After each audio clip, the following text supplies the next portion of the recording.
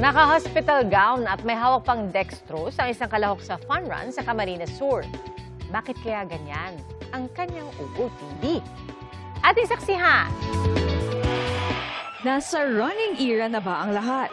Side quest unlocked para sa marami ang pagsali sa mga fun run at marathon. Pero ang OOTD ng isang kalahok sa fun run sa Nabua, Camarines Sur, bakit tila mali? Dok, may nakatakas sa ospital. Naka-hospital gown pa at dextrose. Pero ang totoo, hindi pasyente ang nasa video. Paandar yan ng nursing student na si Mike Daryl Abagat sa fun run sa kanilang barangay na wrong outfit ang tema. Bahagi si Mike ng first emergency responders sa kanilang barangay. Yung naisipan ko po na outfit, yung una is PPE muna po kasi wala pa ako ibang maisip na that time.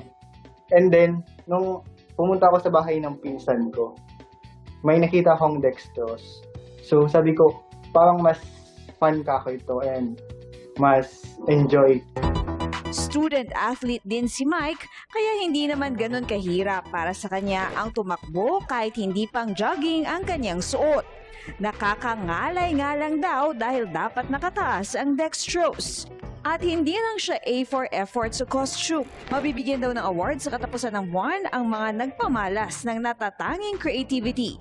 Kung mauulit man ng ganitong event, may nakahanda ng plano si Mike para sa kanyang susunod na OOTD. Ganong outfit pa din, pero kumbaga mag-i-improve.